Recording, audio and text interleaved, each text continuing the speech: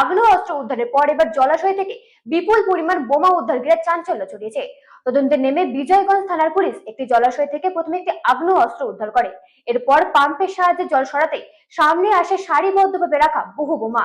ঘটনায় এলাকায় উত্তেজনা ছড়ায়, মোতায়েন করা হয়েছে বিশাল পুলিশ বাহিনী। ভাঙড়ে আগ্নেয় অস্ত্র উদ্ধারের পর জলাশয় থেকে বিপুল বোমা উদ্ধার, এলাকায় উত্তেজনা।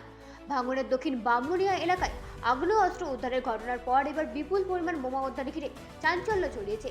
বোমা বিস্ফোরণের ঘটনা তদন্তে নেমে বিজয়গঞ্জ থানার পুলিশ পাশের একটি আমবাগানের জলাশয় থেকে একটি 1 নলা লং আর্মস উদ্ধার করে। এরপর সন্দেহ হওয়ায় পুলিশ পাম্প মেশিনের সাহায্যে জলাশয়ের জল বের করতে শুরু করে। জল কমতেই দেখা যায় জলাশয়ের ভিতরে সারিবদ্ধভাবে পড়ে রয়েছে বিপুল সংখ্যক বোমা। এই দৃশ্য সামনে আসতে এলাকায় ব্যাপক উত্তেজনা ছড়িয়ে পড়ে। ঘটনাস্থলে উপস্থিত হয় বিজয়গঞ্জ থানার পুলিশ ও কেন্দ্রীয় বাহিনী। ঘটনা নিয়ে রাজনৈতিক চাপানোত্তর শুরু হয়েছে। আইএসএফ এর অভিযোগ, তৃণমূল কংগ্রেসের কর্মীরাই এলাকায় বোমা মজুত করে রেখেছিল। তবে এই অভিযোগ সম্পূর্ণ অস্বীকার করেছে তৃণমূল নেতৃত্ব।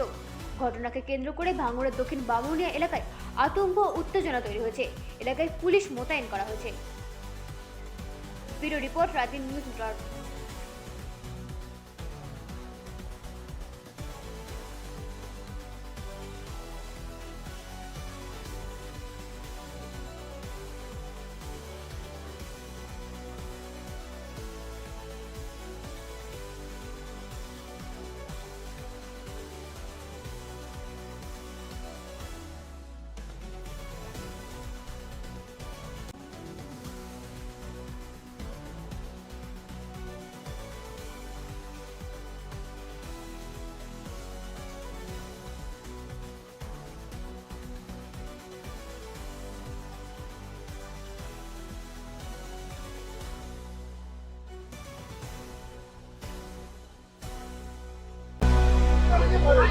ভাঙড় এত উত্তেজনা হওয়ার কারণ কি?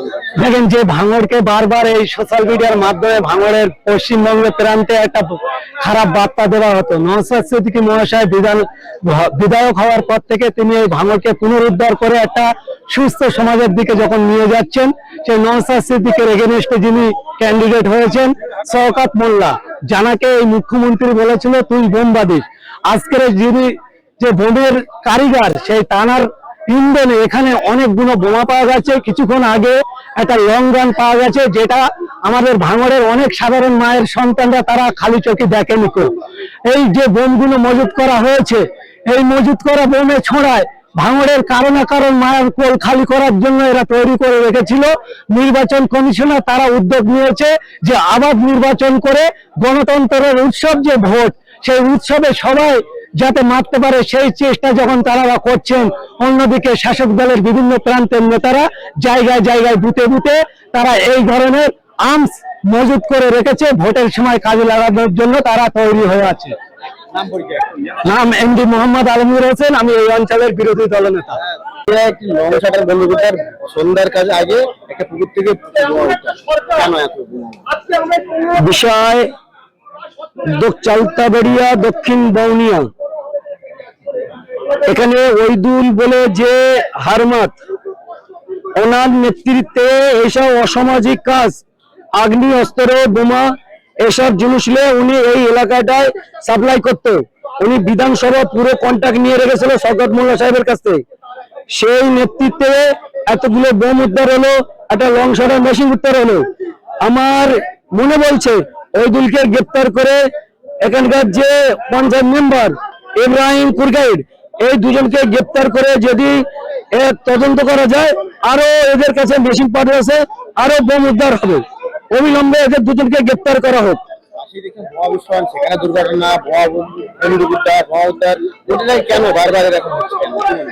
এটা তো শওকত মোল্লা সাহেব টেন্ডার নিয়েছে যে ভাঙড় বিধানসভা পুরস্কার তুলে দেবে অভিষেক বন্দ্যোপাধ্যায়ের হাতে।